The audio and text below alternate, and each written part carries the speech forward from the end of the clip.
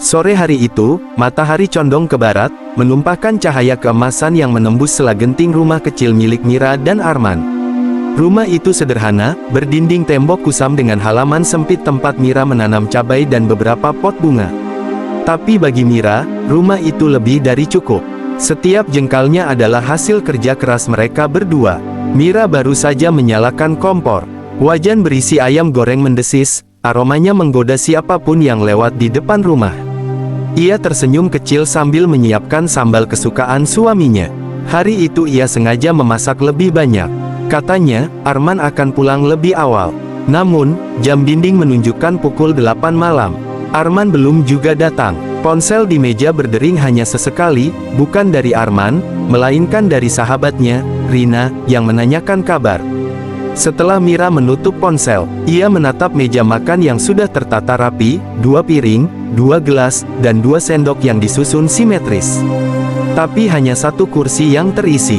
Ketika Arman akhirnya pulang hampir pukul 11 malam, wajahnya tampak dingin. Ia langsung menuju kamar tanpa bicara banyak. "Mas, aku masakin ayam goreng kesukaanmu, loh," kata Mira dengan nada lembut, mencoba mencairkan suasana. "Nanti aja, aku capek banget," jawab Arman singkat tanpa menatapnya. Hening, hanya suara jam dinding yang terdengar pelan di antara jarak mereka. Malam itu, Mira duduk di kursi ruang tamu sambil menatap lampu gantung yang bergoyang kecil. Ia memejamkan mata, menahan air mata yang nyaris jatuh. "Mungkin Mas cuma capek, cuma butuh waktu istirahat," batinnya mencoba menenangkan diri. Namun, jauh di dalam hati, ada sesuatu yang terasa salah. Senyum Arman tak lagi sama. Tatapannya kini kosong, seolah jarak di antara mereka semakin melebar. Pagi berikutnya, sinar matahari menembus tirai kamar yang sudah lama tak dibuka penuh. Mira bangun lebih pagi seperti biasa, menyiapkan sarapan dan kopi hitam kesukaan Arman. Tapi ia mendapati cangkir itu tetap utuh hingga jam menunjukkan pukul 7. Arman sudah pergi tanpa pamit. Di meja makan, hanya ada secarik kertas kecil bertuliskan, "Ada rapat pagi, jangan tunggu." Tulisan itu singkat, dingin, tak seperti dulu, ketika Arman selalu menuliskan, "Hati-hati ya, sayang." Hari-hari berikutnya berjalan seperti rutinitas yang hambar. Arman semakin jarang di rumah. Kalaupun pulang, selalu dengan wajah lelah dan ponsel yang tak lepas dari tangannya. Suatu malam, saat Mira mencuci pakaian kerja suaminya, ia menemukan secarik kertas di saku celana. Kertas kecil itu terlipat rapi dengan tulisan tangan seorang perempuan. "Terima kasih untuk makan malamnya, Mas. Aku bahagia banget bisa ketemu kamu lagi." Mira terpaku. Dunia seolah berhenti berputar. Jantungnya berdetak kencang, napasnya memburu. Tangannya bergetar saat membaca huruf demi huruf. Ia duduk di tepi tempat tidur, menatap surat kecil itu lama sekali, hingga air matanya jatuh tanpa suara. Malamnya, Rina datang. Wajahnya khawatir melihat Mira duduk di teras sendirian. "Ra, kamu kenapa?" Mira menyerahkan kertas itu dengan tangan gemetar. Rina membaca cepat, lalu menatap Mira dengan mata berkaca. "Ya Tuhan, ini siapa, Ra?" "Aku nggak tahu, Rin. Tapi aku takut kehilangan dia." Rina menggenggam tangan sahabatnya erat-erat. "Kamu nggak salah, Ra. Kalau dia berani macam-macam, berarti dia yang lupa siapa yang selalu ada di sisinya selama ini." Tapi Mira hanya tersenyum samar. "Aku nggak mau nuduh tanpa bukti, Rin. Aku cuma mau dia jujur." Beberapa hari setelah itu, Arman pulang lebih larut dari biasanya. Kali ini, parfum di bajunya bukan aroma yang biasa Mira belikan. Ketika ia duduk di ruang tamu, Mira mencoba bicara dengan hati-hati. "Mas, kalau ada yang salah dari aku, bilang aja. Aku bisa berubah." Arman menatap layar ponselnya tanpa menoleh. "Kamu nggak salah, Ra. Aku cuma capek hidup kayak gini." "Capek sama aku?" Suara Mira bergetar. Arman terdiam lama, lalu berbalik menuju kamar. "Mungkin." Kata itu menghantam dada Mira seperti pisau. Air matanya jatuh begitu saja. Malam itu, Arman kembali keluar rumah. Mira menunggu di depan jendela dengan mata sembab, menatap jalanan kosong. Jam sudah menunjukkan pukul 12 malam. Arman tak juga kembali. Mira menatap foto pernikahan mereka yang tergantung di dinding ruang tamu. Foto yang dulu ia banggakan, kini terasa seperti ironi. "Kenapa, Mas?" bisiknya lirih. Aku kurang apa? Air mata menetes di kaca bingkai, perlahan merembes di wajah senyum lama mereka berdua. Hingga malam benar-benar sunyi, dan hanya suara jangkrik menemani tangis tanpa suara itu. Hari itu hujan turun sejak pagi. Langit kelabu, seolah ikut merasakan kesedihan yang memenuhi hati Mira. Sudah 2 hari Arman tak pulang. Teleponnya tak aktif. Pesan yang dikirim Mira hanya centang 1. Mira duduk di ruang tamu, menatap jendela yang basah oleh hujan. Di tangannya ada cangkir teh yang sudah dingin. Matanya merah, tapi kosong. Ia tak tahu lagi harus berbuat apa. Pintu rumah terbuka pelan. Rina masuk tanpa menunggu izin, membawa payung basah. "Ra," suaranya lembut. "Kamu belum makan dari pagi?" "Iya." Mira hanya menggeleng pelan. "Aku udah coba hubungin teman kantornya Arman," lanjut Rina. "Katanya, Arman udah nggak masuk kerja 2 hari. Mira menoleh pelan, wajahnya pucat. "Nggak masuk kerja?" Suaranya bergetar. "Terus dia di mana, Rin?" Rina menunduk. "Nggak ada yang tahu." Hening. Hanya suara hujan di atap yang terdengar. Mira memandangi pintu rumah yang terbuka separuh. Dalam hati kecilnya, ia masih berharap Arman akan muncul dari baliknya, membawa senyum seperti dulu. Namun harapan itu musnah saat malam menjelang. Sekitar pukul 9, suara motor berhenti di depan rumah. Mira bergegas keluar. Arman berdiri di bawah lampu teras dengan wajah datar. Tangan kirinya memegang tas, tangan kanannya membawa beberapa berkas. Tidak ada pelukan, tidak ada senyum. "Mas, akhirnya kamu pulang?" Suara Mira tercekat. "Aku khawatir banget." Arman menarik napas panjang. "Aku cuma mau ambil beberapa barang." Mira menatapnya tak percaya. "Barang? Mas mau kemana?" Arman menghindari tatapannya. "Aku mau pergi, Ra. Aku nggak bisa hidup kayak gini terus." "Kayak gini gimana, Mas?" "Miskin, pas-pasan, hidup monoton. Aku butuh sesuatu yang baru." Mira melangkah mendekat, suaranya bergetar. "Kamu udah berubah, Mas. Tapi tolong, jangan pergi. Aku bisa bantu kamu bangkit lagi, kayak dulu." "Kamu nggak ngerti, Ra." "Lalu siapa yang kamu bilang ngerti kamu?" "Hah?" Mira menatap tajam. "Perempuan itu." Arman terdiam lama. Lalu, dengan suara rendah ia berkata, "Namanya Citra. Dia rekan kerjaku. Aku nyaman sama dia." Hati Mira hancur. Air matanya jatuh tanpa bisa ditahan. "Kamu tega, Mas. Semua yang kita lalui selama ini, cuma segini artinya buat kamu." "Aku minta maaf, Ra. Tapi aku udah nggak bisa pura-pura bahagia lagi." Arman menunduk, memungut tasnya, lalu berjalan keluar tanpa menoleh. Suara pintu yang tertutup pelan terasa seperti akhir dunia bagi Mira. Ia berlari keluar rumah, memanggil namanya di tengah hujan, tapi Arman sudah jauh, motornya menghilang di tikungan. Mira terjatuh di halaman, membiarkan air hujan bercampur dengan air matanya. "Mas, jangan pergi," bisiknya pelan. Malam itu, ia kehilangan segalanya, suami, kehangatan, dan separuh jiwanya.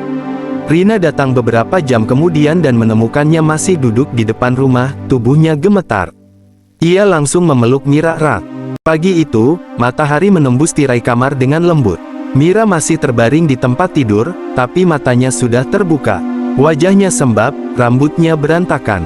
Suara ayam tetangga terdengar dari kejauhan. Hidup di luar tetap berjalan, meski hatinya berhenti di tempat. Rina datang membawa 2 bungkus nasi dan senyum kecil. "Ra, ayo makan dulu. Jangan terus murung begini. Aku nggak selera, Rin. Kamu mau sakit, gimana kamu mau kuat nanti?"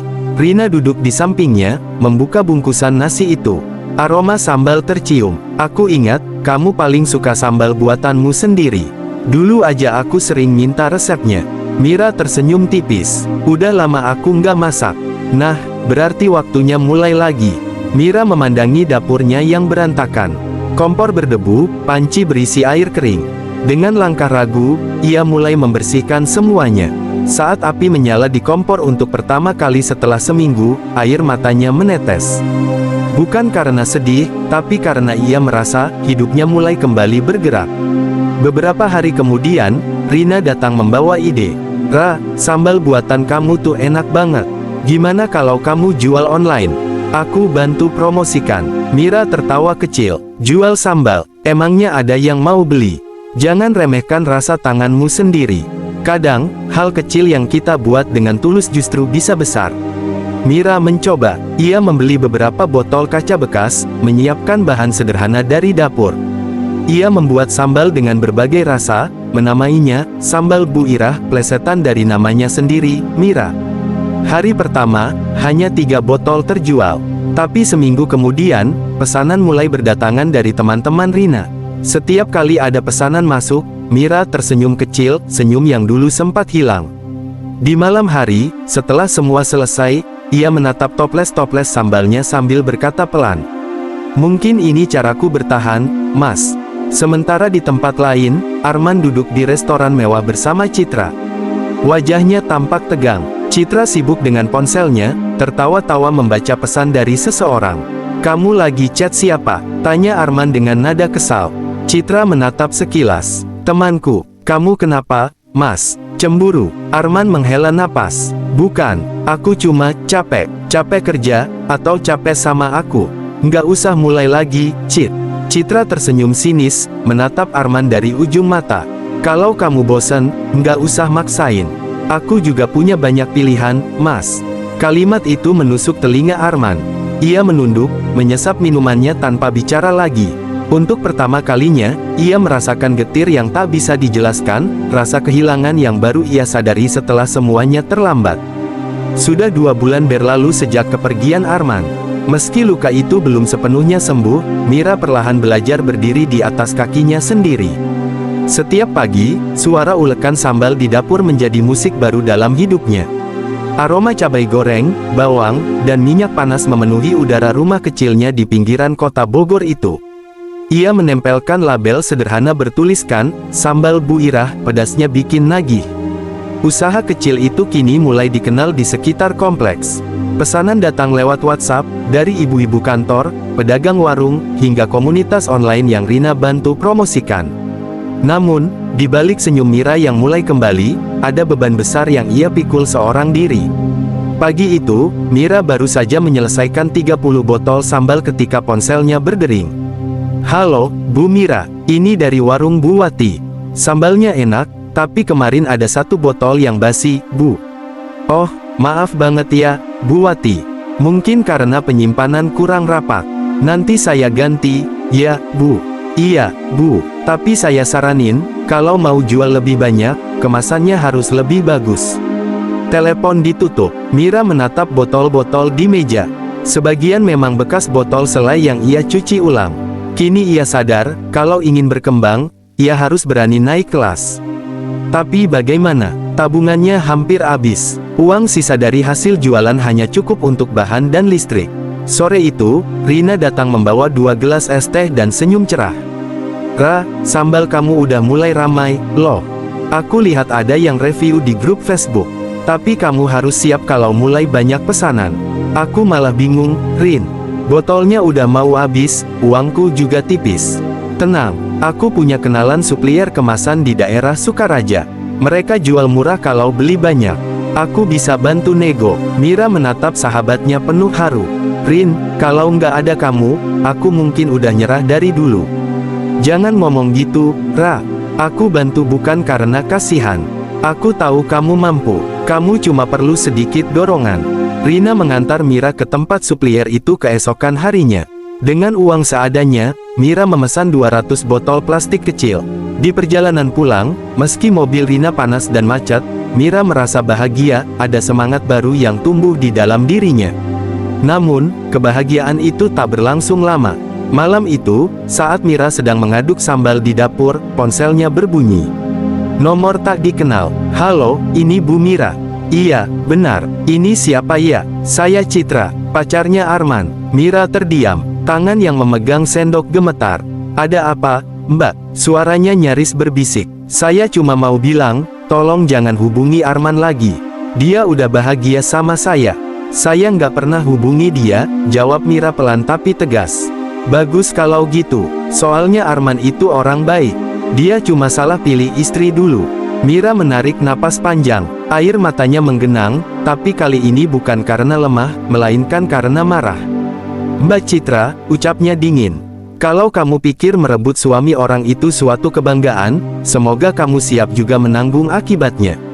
Telepon langsung dimatikan. Mira meletakkan ponselnya, lalu duduk diam di lantai dapur.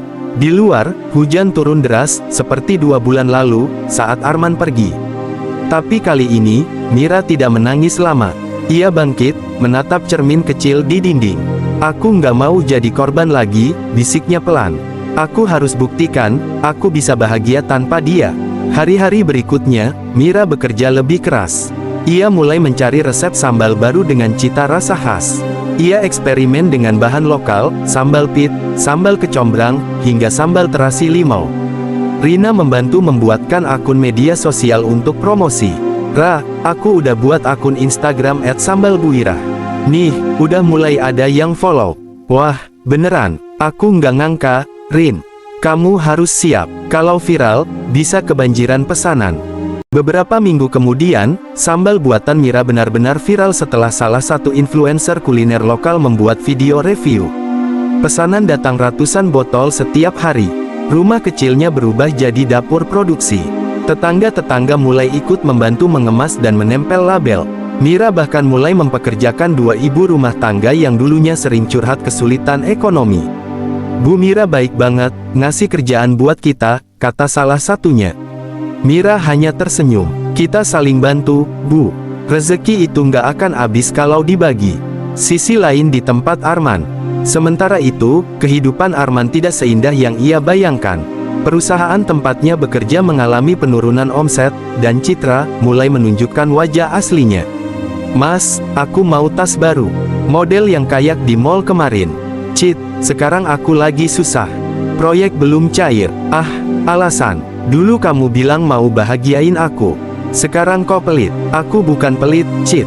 Aku cuma, udahlah, Mas. Kalau nggak bisa ngasih aku apa-apa, jangan halangi aku nyari kebahagiaan sendiri.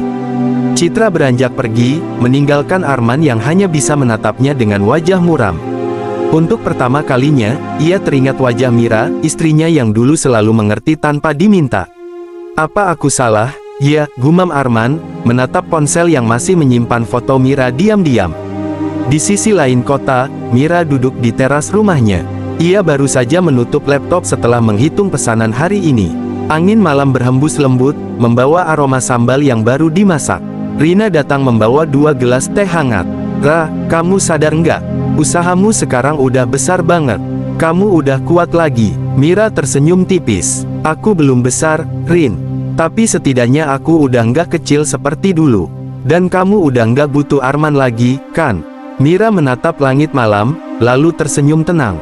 Aku nggak butuh dia, tapi aku berterima kasih karena dari rasa sakit yang dia kasih, aku belajar jadi kuat. Bintang-bintang di langit tampak lebih terang malam itu.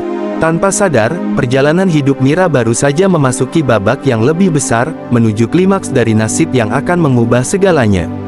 Sudah setahun berlalu sejak Arman meninggalkan rumah. Kini, rumah kecil di pinggir Bogor itu telah berubah menjadi tempat produksi sambal dengan papan nama baru. Irah Food, sambal asli rumahan yang melegenda. Mira berdiri di depan pintu pabrik kecilnya dengan kemeja rapi dan kerudung lembut warna pastel. Di tangannya, ada berkas kerjasama dengan salah satu supermarket besar di Jakarta. Rina berdiri di sampingnya, memegang map berisi dokumen penting. Ra, kamu sadar nggak? Kata Rina sambil tersenyum bangga. Kita udah sampai sejauh ini.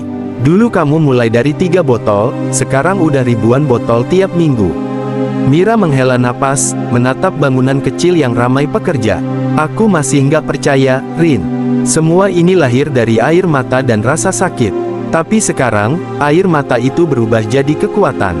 Beberapa pekerja memanggilnya, Bu Mira, sambil melapor soal pengiriman pesanan. Ia menanggapi dengan lembut tapi tegas. Dalam 1 tahun, Mira bukan lagi ibu rumah tangga yang rapuh, ia sudah berubah menjadi sosok pemimpin yang bijak, tangguh, dan penuh wibawa. Sore itu, setelah rapat dengan calon investor, Mira kembali ke rumahnya. Ia menatap halaman depan yang kini dipenuhi tanaman hias dan aroma sambal khas dari dapur belakang. Namun, ketenangan itu terguncang oleh kedatangan seseorang yang tak pernah ia bayangkan lagi. Di depan pagar, berdiri Arman. Wajahnya tampak lelah, rambutnya sedikit acak-acakan, bajunya lusuh. Tatapan matanya ragu, seperti seseorang yang menyesal tapi tak tahu harus mulai dari mana. Ra, panggilnya pelan. Mira menoleh. Sekilas ia kaget, tapi wajahnya segera kembali tenang. Mas Arman, aku boleh bicara sebentar? Mira menatapnya sejenak, lalu mengangguk tanpa ekspresi. Mereka duduk di bangku teras, tempat yang dulu penuh kenangan, kini terasa asing. Suara Arman berat, aku salah. Aku udah kehilangan segalanya. Citra ninggalin aku, perusahaan tempatku kerja bangkrut, dan kamu baru inget aku. Potong Mira dengan nada datar. Arman menunduk. Aku tahu aku nggak pantas dimaafkan. Tapi, aku cuma mau bilang, kamu luar biasa. Aku lihat sambal kamu di TV, di berita. Aku bangga, Mira menatapnya lama. Ada emosi yang berputar di matanya, tapi bukan cinta, melainkan iba. Mas, dulu aku hampir mati karena kamu. Tapi aku belajar sesuatu, orang yang benar-benar kuat bukan yang nggak pernah jatuh, tapi yang bisa bangkit meski dipukul kenyataan. Arman menatapnya dengan mata basah. Apa aku masih bisa perbaiki semuanya, Nggak perlu diperbaiki, Mas, jawab Mira tenang. Karena yang rusak bukan cuma hubungan kita, tapi juga rasa hormatku padamu. Keheningan menggantung di udara. Burung-burung sore berkicau di kejauhan, tapi suasana terasa dingin. Arman akhirnya berdiri, menatap Mira untuk terakhir kalinya. Aku doakan kamu bahagia, Aku sudah bahagia, Mas, jawab Mira sambil tersenyum tipis. Dengan atau tanpa kamu, Arman pergi perlahan, meninggalkan rumah itu seperti dulu. Tapi kali ini, Mira tidak menangis. Ia hanya menatap punggung lelaki itu, punggung yang dulu ia tangisi, kini hanya bagian dari masa lalu. Beberapa bulan kemudian, Ira Food resmi menandatangani kontrak besar dengan jaringan supermarket nasional. Mira diundang ke Jakarta untuk acara penandatanganan dan wawancara televisi. Ia tampil anggun dengan setelan jas sederhana dan senyum tenang yang memukau banyak orang. Bu Mira, apa rahasia sukses Ira Food? Tanya seorang reporter. Mira tersenyum, menatap kamera. Rahasianya cuma satu, jangan biarkan luka menghancurkanmu. Gunakan luka itu untuk belajar berdiri lebih kuat. Kata-kata itu viral. Banyak wanita yang merasa tersentuh dan terinspirasi oleh kisahnya. Pesanan sambal melonjak hingga 2 kali lipat, dan Mira mulai mempekerjakan lebih banyak ibu rumah tangga dari desanya. Suatu hari, setelah pulang dari wawancara, Mira menerima sebuah surat yang diselipkan di depan pagar. Tulisan tangannya ia kenal betul, Arman. Aku menulis ini bukan untuk meminta kembali. Aku cuma ingin berterima kasih. Karena meskipun aku pernah menghancurkanmu, kamu tetap jadi alasan aku belajar menyesal. Semoga kamu terus bahagia, Arman. Mira menatap surat itu lama, lalu menaruhnya di laci meja kerjanya tanpa tangis. Akhirnya, aku benar-benar bisa memaafkan, bisiknya pelan. Beberapa minggu kemudian, Mira membuka cabang baru Ira Food di Jakarta. Rina, yang setia di sisinya sejak awal, kini menjadi manajer utama perusahaan. Di dinding kantor barunya, terpajang foto Mira dengan tulisan besar, "Dari air mata jadi api semangat, cerita Bu Mira, pendiri Ira Food." Di bawah foto itu, Mira berdiri memandangi ruang kerja barunya, besar, bersih, dan ramai. Ia menghela napas, mengenang semua perjuangan, rasa sakit, dan air mata yang kini berubah jadi kekuatan. "Terima kasih, Tuhan," bisiknya pelan. "Aku nggak butuh hidup yang sempurna, cukup hati yang kuat dan niat yang tulus." Dan untuk pertama kalinya, ia tersenyum lepas, bukan karena seseorang mencintainya, tapi karena ia telah benar-benar mencintai dirinya sendiri. 3 tahun sudah berlalu sejak Mira mendirikan Ira Food. Kini usahanya tak hanya menjual sambal, tapi juga berbagai produk rumahan, abon, bumbu instan, dan keripik pedas khas daerah. Kantor cabangnya berdiri di beberapa kota besar, dan setiap hari puluhan karyawan datang bekerja dengan penuh semangat. Di balik kesuksesan itu, Mira tetap menjadi sosok sederhana. Ia masih tinggal di rumah lamanya di pinggiran Bogor, rumah yang dulu jadi saksi air matanya, kini menjadi sumber inspirasi bagi banyak orang. Pagi itu, Mira duduk di teras rumah sambil menyeruput teh hangat. Rina datang membawa berkas laporan keuangan. "Bu Bos, ini laporan bulan ini. Naik lagi 15%. Mira tertawa kecil. "Jangan panggil aku Bu Bos, Rin. Aku masih Mira yang dulu." "Mira yang dulu udah nggak ada," jawab Rina dengan senyum bangga. "Sekarang kamu bukan cuma pengusaha, tapi juga inspirasi banyak wanita." Mira menghela napas pelan. Aku nggak pernah ngangka bisa sampai sejauh ini, Rin. Dulu aku cuma perempuan yang ditinggal suami. Rina menatapnya lembut. Tapi sekarang kamu perempuan yang dicontoh karena bisa berdiri sendiri. Mereka tertawa kecil. Suasana terasa hangat. Namun jauh di dalam hati, Mira tahu bahwa hidup bukan sekadar tentang sukses, tapi juga tentang bagaimana memberikan manfaat. Beberapa bulan kemudian, Mira mendirikan sebuah program sosial bernama Perempuan Bangkit, sebuah pelatihan gratis untuk para janda dan ibu rumah tangga agar bisa mandiri secara ekonomi. Ia mengajarkan mereka cara berjualan, membuat sambal, dan mengelola keuangan kecil. Setiap kali melihat mereka tertawa di dapur pelatihan, Mira teringat dirinya dulu, yang duduk di sudut dapur dengan mata sembab, memulai dari nol. Saya dulu juga seperti kalian, ucap Mira di depan para peserta. Tapi saya belajar, bahwa kita nggak akan pernah benar-benar gagal selama masih mau mencoba lagi. Tepuk tangan menggema. Beberapa wanita bahkan menitikkan air mata. Mira tersenyum lembut, kali ini tanpa kesedihan, hanya penuh rasa syukur. Suatu sore, saat Mira sedang memeriksa laporan pengiriman, telepon masuk dari nomor tak dikenal. Halo, ini Bu Mira. Iya, benar. Dengan siapa? Ya, saya, tetangganya Pak Arman. Maaf, Bu, saya cuma mau kasih kabar. Pak Arman jatuh sakit, sekarang dirawat di rumah kontrakan. Mira terdiam, nama itu masih menimbulkan gema samar di dadanya. Setelah berpikir panjang, ia memutuskan untuk datang. Rina sempat melarang, "Ra, kamu yakin mau ke sana? Aku bukan mau membuka luka lama, Rin. Aku cuma ingin menutupnya dengan tenang." Keesokan harinya, Mira datang ke kontrakan sederhana di daerah Depok. Arman terbaring lemah di ranjang, tubuhnya kurus, wajahnya pucat. Begitu melihat Mira, matanya berkaca-kaca. "Ra," suaranya serak, "aku nggak ngangka kamu masih mau datang." Mira tersenyum lembut. "Aku cuma ingin bilang, aku udah maafin kamu, Mas. Semuanya udah selesai. Aku minta maaf, Ra. Aku hancur sendiri karena kesalahanku. Kamu nggak perlu minta maaf lagi. Hidup ini udah cukup memberi kita pelajaran." Mira meninggalkan sedikit uang dan obat-obatan di meja sebelum pamit. Saat ia keluar dari kontrakan itu, langkahnya terasa ringan, seolah beban bertahun-tahun akhirnya hilang. Pagi itu, Ira Food mengadakan acara besar ulang tahun kelima di aula sederhana yang penuh dekorasi merah dan emas. Ratusan ibu rumah tangga datang membawa hasil karya mereka, sambal, kue, hingga keripik pedas. Semua tersenyum bangga, karena mereka adalah bagian dari perjalanan besar Mira. Rina berdiri di sampingnya, menggenggam mikrofon. Hadirin sekalian, 5 tahun lalu, Ira Food lahir dari air mata seorang wanita. Tapi hari ini, ia berdiri di hadapan kita sebagai inspirasi. Mari kita sambut, pendiri Ira Food, Ibu Mira. Semua tepuk tangan menggema. Mira naik ke atas panggung, menatap lautan wajah-wajah penuh semangat di hadapannya. Air matanya menetes, bukan karena sedih, tapi karena haru. "Dulu, saya ditinggal suami karena dianggap nggak berharga. Tapi ternyata, justru saat saya sendirian, saya menemukan siapa diri saya sebenarnya. Hidup nggak akan selalu adil, tapi kita bisa memilih, mau berhenti dan menyerah, atau berdiri dan melawan keadaan. Saya memilih berdiri." Ruangan hening sejenak, lalu tepuk tangan bergemuruh. Beberapa ibu menangis haru, memeluk satu sama lain.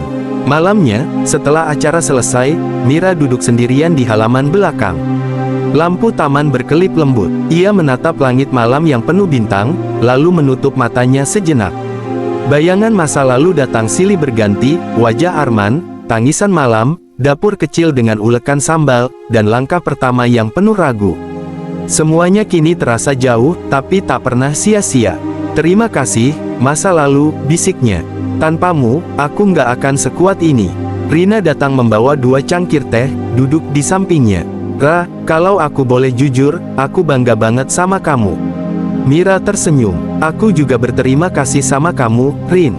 Kamu nggak pernah ninggalin aku waktu semua orang menjauh.